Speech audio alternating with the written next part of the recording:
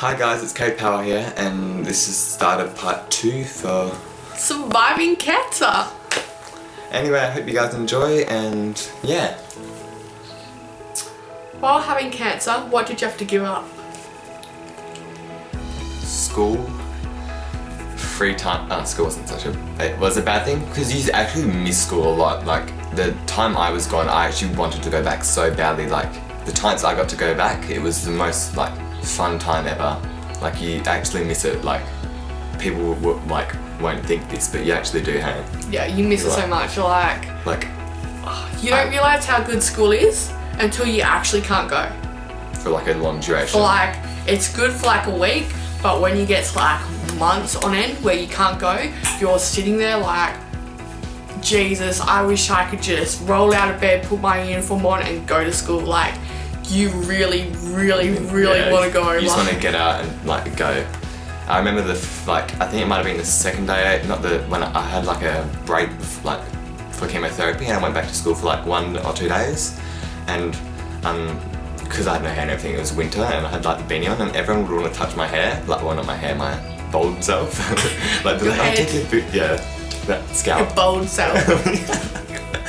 But yeah, they would all take my beanie off, like, I'll take it off and show them, and then like feel around and stuff and how smooth it was. And but yeah, funny stuff like that. And it was really funny because I hadn't ran in like so long, let alone like walked at a fast pace. And I tried to like do a running race, and I remember just losing complete feeling in my legs and just face planting straight face first into the grass, and all my friends were just like, oh, you're right. I was just laughing. I just laughed at myself getting hurt. It's the funniest thing. Yeah. Okay. I didn't answer the question, did I? I'm not mentioning who commented them, but... I know we gave up on that. I shouldn't like Instagram names unless it's like a clear, like, actual name. I can't pronounce it. You know who you guys are who sent it anyway. And if you want to know... my mouth like it came out. What I had to give up. I think because I was a bit older, it was a lot different for me. Definitely. I gave up school, which was year 10. That's like the breaking point between, pre-primary and like high school. That's you're the choosing your subjects. Yeah, like you're choosing your subjects, you're really getting to know your friends and stuff. So I think I like had to give up a lot more per se if you were younger. Like, I know this sounds really bad, but some of my friends that were friends before that go to the same school, they don't even look at me anymore. Like, they just walk past me, they don't even look at me, they don't even say hi, they don't even message me on Facebook. Like, I know a lot of you, even though you don't talk at school, you still message on Facebook and stuff. They don't message me on Facebook, they don't talk to me, they don't look at me. And like, I spent like 4-5 years with them, sitting with them every day. Like, it's gone from every day, all day, 24/7 to not even acknowledging that I exist. So like, I lost friends through school. A lot of my friends passed away, which was very hard to deal with. Like, family, if I was in isolation a lot, and you don't get to see anyone besides your parents. Like, your friends can't come in because you're that sick. Your Nan and Pop couldn't come in, my aunties couldn't come in. No one could come in besides the nurses and my parents. So you lose that aspect as well. Like, you go from such a normal life to hospital. And hospital is just, hospital is life. And like, it becomes your home, like, you don't... There's nothing outside of hospital that really matters anymore. Like, it's just hospital and parents. That's how I feel like. Yeah. Everything else just becomes a blur. It's just hospital and parents. And that's it. I reckon that's just the two thing that stays. Yeah. And the rest just kinda gets lost in the mix of everything. Definitely. What's the most misconception about people that have cancer? You can answer this one, you're good at answering this one. Okay. That we're all gonna die. Just saying it bluntly, the most misconception people have is that we're all gonna die. And that's not true. Like, my cancer was never terminal. Same with me. Like, there is cancers out there for kids and teenagers and adults that are not terminal. We're not all going to die. Like, I had a lady that asked me do I know if I'm gonna, do I know when I'm gonna die? I'm like, she's like, we're just having a normal conversation, and then she asks me, so do you know when you're gonna pass? I'm like, are you serious? Like, You don't ask, like, especially. even if you're like terminal or not terminal, you don't ask that question. And just the They would fact, tell you, like, yeah, like if I wanted to share that with you, I'd say, you know, my cancer's terminal. But like, we're not all gonna die. Some of us, you know, like us two, have been on the better end of things, and we're gonna, you know, be sick for a little while, have no hair for a little while, but we're gonna make it through. It's alright. And just like, yeah, just that we're all gonna die from it. It's not gonna happen, like, no. And if you're thinking about asking that question, someone don't ask it. Because if they are terminal, it's gonna make things so much worse. And if they aren't terminal, they're gonna think, well, is that really what people think about me? That I'm just gonna die? Like, It's not- really? yeah. It's just not, it's just something that you don't ask. Just like, I don't know, if like a really obese woman walks past, you don't ask if they're pregnant. Like, it's just something that you don't do out of common courtesy. And that is the biggest misconception people have, especially about childhood and teenage cancer. Because, upset. yeah, just I feel very strongly about that because people have asked me that. They're like, oh, so you know, do you know when you're gonna pass? Just like, back up, no. Like, who do you, like, really? Oh my god. It gets me worked up, so We could go on that topic for a while. we could. Okay, how'd your families handle it? Like any family does. Like, we handled it, like, you just handle it. You push through, your family support you, if like they will support you, no matter what. Like, they just, yeah, that's what happens. There's nothing else to be said really. They just support you through most things. And your family, friends, as much as they can. Yeah, definitely. Yeah, my family has been great through all of that. Before it happened, I was very much a daddy's girl. I was very close to my dad, and then, you know, like, because I was an older girl, I didn't want my dad staying with me in hospital. I kind of wanted my mum, because, like, if you have to go and do personal things and you don't have the energy to do it, someone's got to do it for you. And I wanted that to be my mum. So through the journey, like, spending months and months and months on end with my mum was, some people think it's a really bad thing, like, you're spending, like, you sleep next to her, you eat next to her, you pee next to her, you shower next to her, you do everything together, literally. Doesn't that get a bit bad? And I'm like, probably out of all this journey, that was the best thing about it. Like, Yeah. how close, I was close to my mum, but just how close we got, like, everyone says that, like, oh, my mum's my best friend. Like, literally, my mum is my best friend. Like, every thought I shared with her, every feeling I shared with her, everything I went through, she saw. Like, Definitely. my mum is literally like, I'm here and my mum's here. I Like, like your mum. yeah, just, Yeah, and I don't know how they do it, to be honest, because my mum, like, had to sleep on, like, a normal chair, like, like not even an office chair, like a normal chair, like you sit in like a waiting room. a dining room table chair. She had to sleep in that for like 6 days a week, like for the whole time. Besides like I blew out a bubble. I don't know. But yeah, I don't know how they did it. I wouldn't have been able to done it, to be honest. Yeah, like, my family's a little bit better off than Kay's because I was a bit later, but my mum slept in a recliner, and like when I was in isolation for, I think, just over two months, she slept in that recliner the whole time, every night.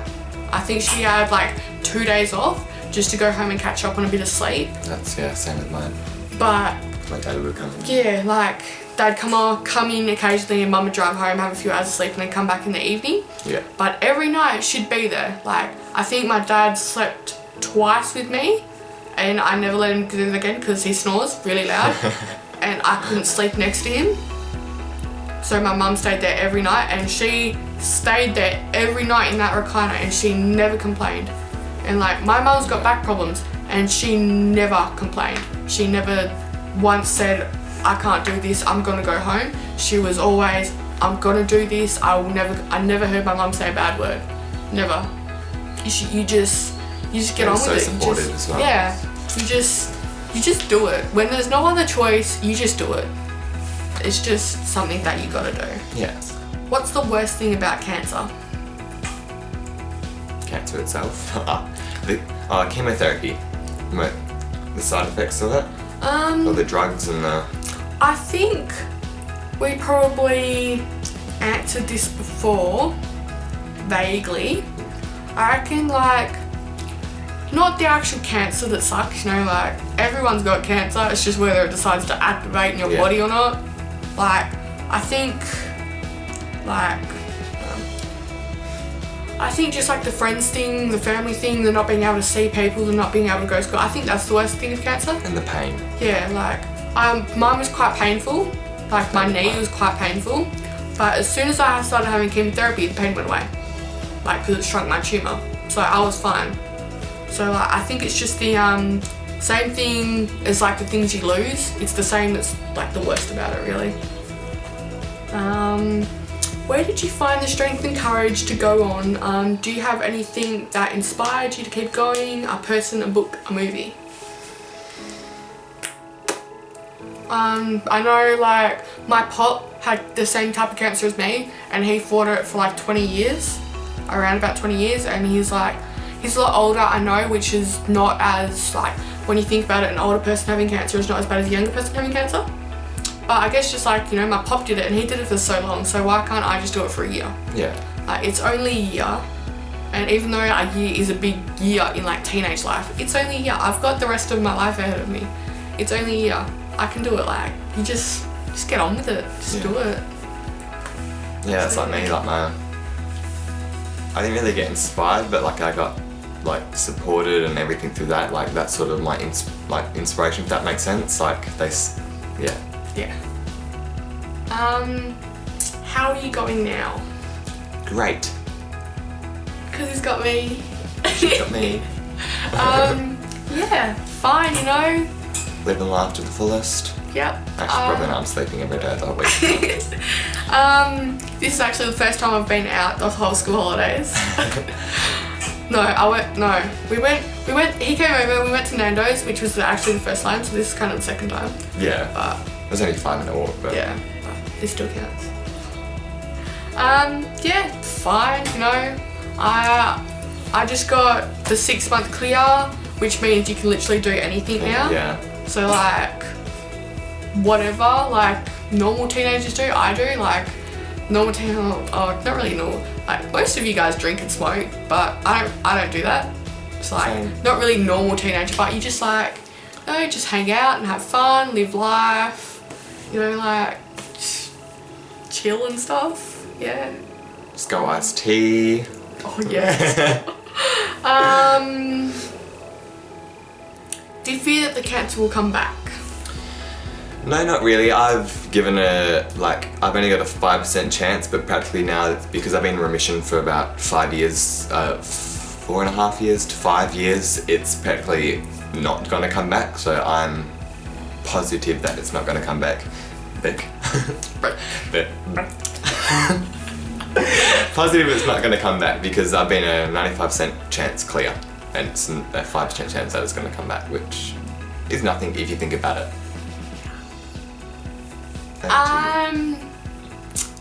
I will never be in remission because of my type of cancer. I know I've posted things on Instagram that says, you know, 6 months cancer free and whatnot, but technically for my cancer I will never be in remission. I'll be what they call stable. Because I still have 4 tumours in my lungs, they're just chilling. They're just doing nothing. They're not growing, they're not shrinking, they're not doing nothing, they're just chilling. So Chilling. Yeah, well they're not killing. No, chilling. We're just chilling, they're just chilling. Killing is taking it a bit too far. I don't know. I'm gonna think I'm so bad now. Okay, yeah. They know what I meant.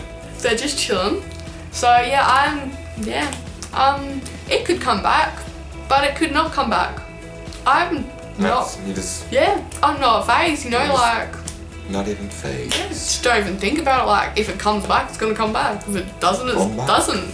Like you deal with every day and just keep going. Do it. Oh well, who cares? I just farted in my mouth again. I don't know, I didn't. Are you guys gonna date like The Fault in Our Stars? Haha, sorry, had to ask. Kate! Well, in The Fault in Our Stars, They're both terminal for one. and There's Not Us. No, we're not gonna date. Like, Okay. I just met him for the first time yesterday, so I don't think. We met like a week ago, but we're just No, close. we met on Facebook. Yeah, like a week ago. About a week ago. Like, Sorry. like 2 weeks ago. Week and a half. So, But yeah. no. We're not gonna date like that, no. Yeah, we're gonna go out on like movie dates, but we're not Just gonna saying, like, no one is like as a perfect like boyfriend as Augustus Waters. Augustus? Aug- Augustus? that sounds like Charlie in the Chocolate Factory. Augustus? Augustus? Augustus Waters. No one's gonna be as perfect. Like, no one can be that perfect. Like, And no one's for a as girl. perfect as me, so, you know. I'm kidding. What are your options on The Fault in Our Stars? Stars? Stars. The Fault in Our Stars in terms of realism and the medical bits. Are they true? They're as real as a movie can be without being a documentary. Yeah.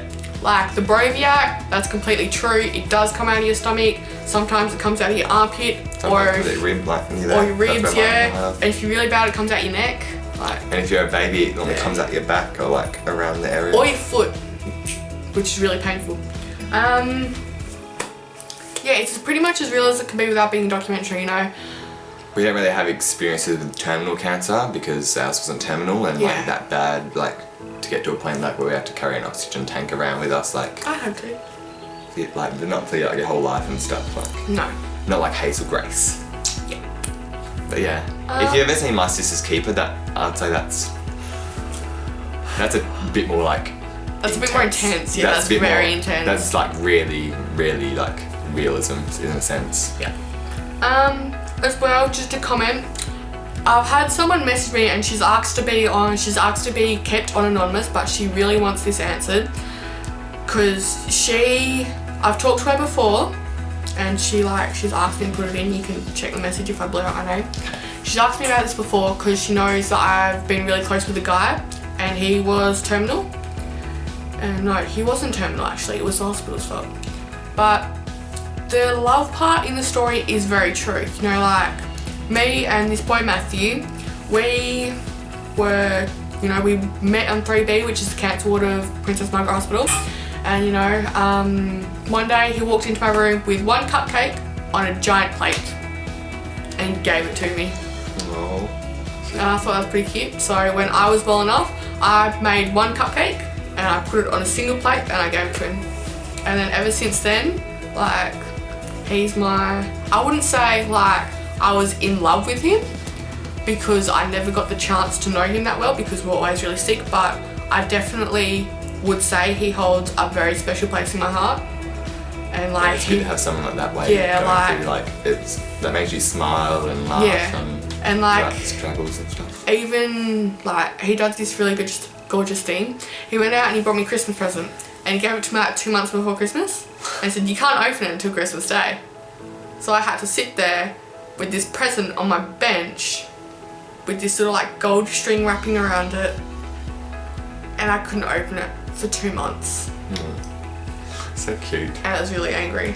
But I don't care because he like took the time And effort. out of his life to go to Myers Why he was sick. while he was sick to get me a present, and he didn't do that for anyone else, so I feel really loved. So like the love part, you know, like even though it seems soppy like it's in a movie, things like that, It does happen. it does happen. Like And you just make such good friends and stuff because Yeah. you all relate to each other and you like get to know each other like that. Like you just click and like your best friends. Like me and Montana like met a week ago and it feels like I've known her my whole life. just because like you don't even have to talk, it's just because you know what each other's going through. Like you meet someone on the ward and stuff and it's just like, oh yeah, he's feeling I'll probably feel tomorrow too, it's all good. Like just yeah. So yeah, that the love story part in the movie is very true because I've experienced it. So Hi guys, so that brings an end to part 2 of our Surviving Cancer videos. Make sure you give it a thumbs up, And subscribe, and stay we'll tuned. see you for Part video 3. 3. Bye bye. Bye bye.